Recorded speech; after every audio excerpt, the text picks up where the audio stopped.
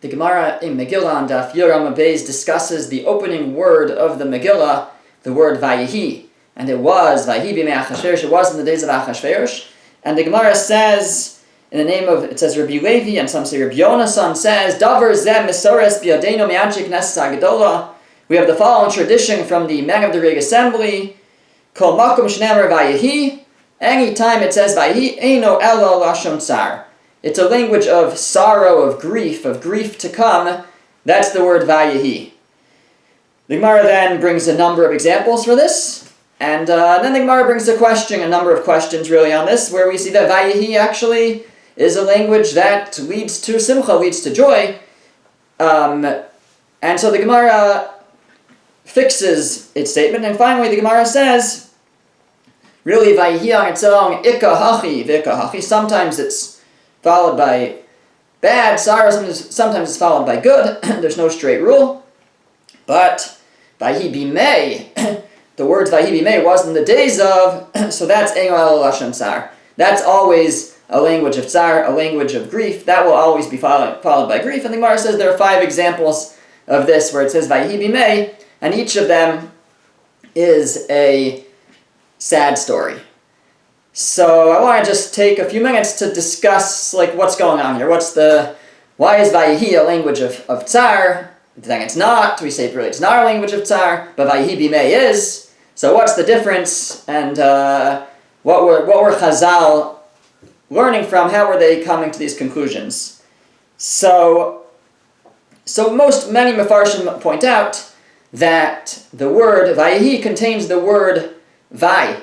Vai, like oy vai. Now, it's not just a modern Yiddishism, so the truth is it goes back to the Targum Onkelos.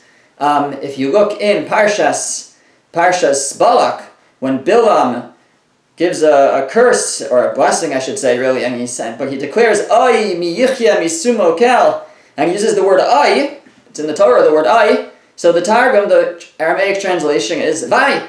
Vai is the translation of oy, it's like woe unto us.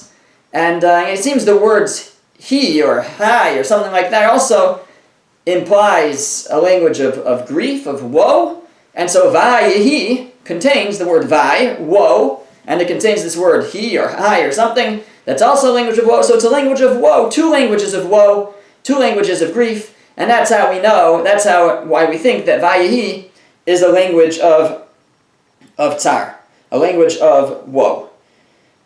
What then changes, we show actually it's not. So we have examples where it isn't necessarily. Fine. So maybe the rule isn't steadfast. But then the Gemara says, okay, but at least when it says Vayehi b'mei, then it's a rule that it means tsar. So what changed? Why when it says Vayehi b'mei is it any different? So the Maharsha says that when it says Vayehi b'mei, so then the Vayehi seems extra, because it could have just said b'mei, in the days of. Why does it have to say, right? It could have started b'mei Achashverosh, in the days of Achashverosh, and then told us what happened. Why does it have to say Vayehi b'mei Achashverosh? It was in the days of Achashverosh. So that's where in the end, that's where we make a drasha. Since the word Vayehi is extra, so then we understand why is it needed. It's an extra word. It must be it's coming to tell us that this is going to be a situation of grief. That's where we take the word and we reinterpret it as vai, and as in woe unto me, etc. Normally, if it's not extra, it's just the word Vayehi. We don't try to, it doesn't necessarily imply sadness, it doesn't necessarily imply happiness, but when it says Vayehi b'mei, it was in the days, it could have just said in the days. Why does it say Vayehi? It must be coming to tell me that this is a situation, this is going to be a situation of grief. And really just to maybe say it in a slightly different way, Rav Shlomo Alkabetz, in his Manos HaLevi, in his commentary on the Megillah, so the way that he speaks out this idea is that it's not just that it's an extra word, but you read it, Vayehi b'mei. That what it's telling you is there was woe in the days of. There was vai b'mei, there was woe in the days of, and that's why when it says Vayehi b'mei, that's when we interpret it as a language of grief. It's a statement. There was woe, there was grief, b'mei, in the days of Achashverosh. That's probably the most straightforward approach, coming from the Maharsha and the Manos Halevi Rav Shlomo HaKabetz. Now, Manos Halevi brings other ideas as well. He quotes a medrash. The medrash says, in Bereishis Rabbah, and in other places, that it brings a couple of different opinions, but it brings the opinion of Reb Shmuel bar Nachman. And Reb Shmuel bar Nachman adds another layer to this, and Reb Shmuel bar Nachman says that whenever it says Vayehi, that's a language of tzara, of sorrow. But when it says V'haya, that's a language of simcha, of joy. So Vayehi, which means and it was, is a language of grief. V'haya, it will be, in the future tense, is a language of introducing simcha, introducing something of joy. What's the deeper meaning? Why is Vayehi sorrow and V'haya grief? So says the Manos Halevi, V'nirli taimo shadavar adar pshat. I think the pshat, the simple understanding of this is as follows.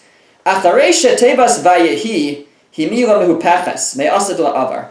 He says the truth is that this is a flipped tense word, and that's how the verbs in the Torah work, that when you have the actual tense of the verb is future tense, you add a vav and it switches it to past tense. So in this case, in the word Vayehi, so yehi is a future word. It will be. When you put a vav, it switches it to past tense. Vayehi becomes, instead of, really it means and it will be, but the vav, these are the rules of Tanakh, it switches it to past tense, it means and it was. And V'avar is the opposite. V'haya. Haya is a past tense word. It was. V'haya means and it will be. The vav switches it from past tense to future tense. Now what's the significance of this? So he says, since really Yehi is a future tense word, and it's the vav that switches it to past tense, he says, Ein safek, there's no doubt, ki zemoret tsar, this implies that there's tsar here. Acharei shma shahaya lios amru alav shekvar haya. Because what they're saying is that which will be already was. Those are the words of the Manos Halevi. He says the reason why Vayehi is a language of tsar is because really it's a future tense word. It means it will be, that gets flipped to past tense and saying that which will be already was. What's the Manos Halevi saying? So there's a commentary in my Manos Halevi called Chatzi Hayariya, and they explain that what he's saying is that the implication is that there's something that will be that we wish already was, which means it must be something sad, must be a thing of grief. The idea that Yehi, it's going to be, but Vayehi, we make it past, it's something that will be that we want to make in the past. And that means it's something of sadness, that's something of grief. V'haya is the opposite. Haya means it's something that past, we're going to now, we wish it was in the future. V'haya. Or at least maybe that we could say that's the implication. Were it to be something in the past, we would still want it to be in the future.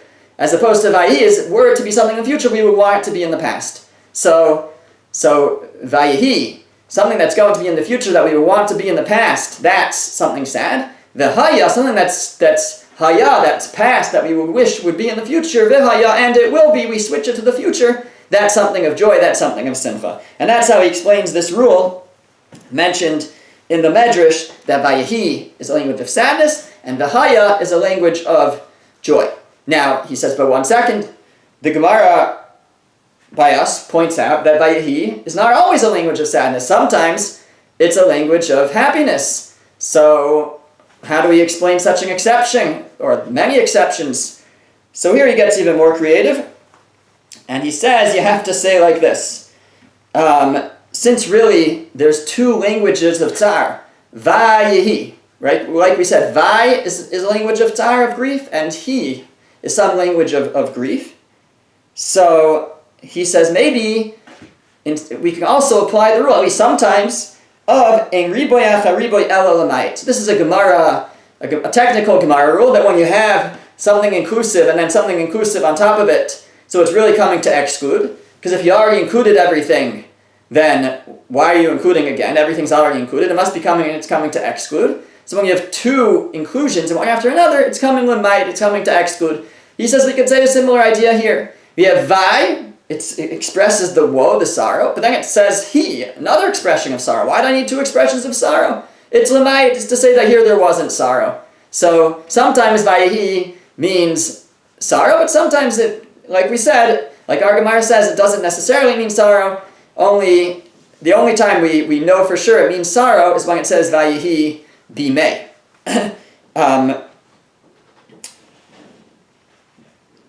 One other idea, we explained just before that Vayehi bimei expresses sorrow, the Marsha and the Manas Halevi, because in that case Vayehi is extra, and so it could have just said bimei. So we say it's Vayehi bimei. There was sorrow bimei. There was sorrow in the days of. That's how the Marsha explains it.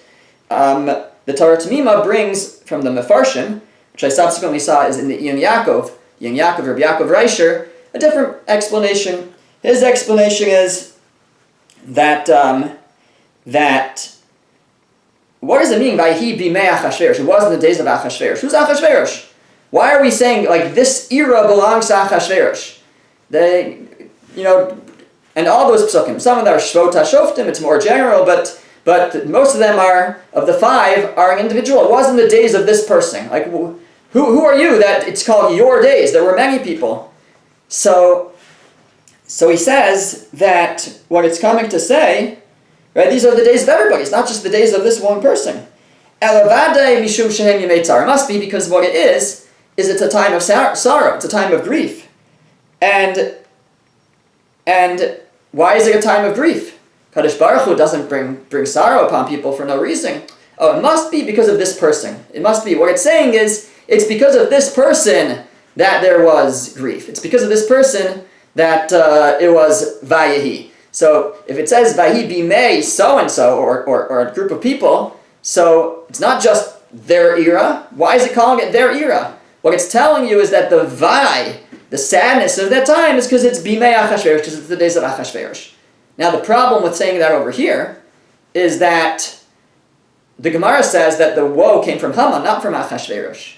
So that doesn't seem to fit so well over here. It fits with all the other ones. But Vayehi bimei Achashverosh, it wasn't the days of Achashverosh, but what does the Gemara say? What was the woe? What was the sorrow? It was Haman's decree. So if we're saying that it's blaming Achashverosh, then why does it say that it's because it was the days of Haman? Which one is it? Was it Achashverosh or Haman? So the Pnei Yoshua asks a question similar to this, but his answer works for us too. And the answer could potentially be, yes, it was Haman ultimately who brought the worst, or attempted to bring the worst sorrow on the Jews, but it was started by Achashverosh, because it all began with Achashverosh's feast. We're going to see that in a later Gemara. Was it that? Was it something else? But it all begins with Achashverosh's feast. So the woe, the sorrow really is because it was the days of Achashverosh, and then it was perpetuated by Haman's decree. So it makes sense to say, to blame it on Achashverosh, and to read it, Vayehi bimei Achashverosh, there was woe in the days of Achashverosh. Why are we identifying that it's his days? We're explaining who the woe came from, and that's why we interpret in this, when it says Vayehi bimei, we interpret the Vayehi as the language of grief. Just to close with one more thought mentioned by the Manas Halevi.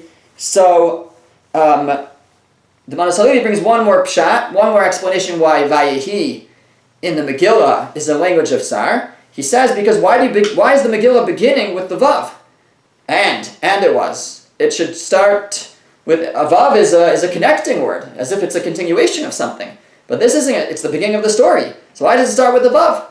So it must be because it wants you to darshan, it wants you to realize that it's Vai. It starts with the Vav because it's saying that there's Vai, there's grief over here.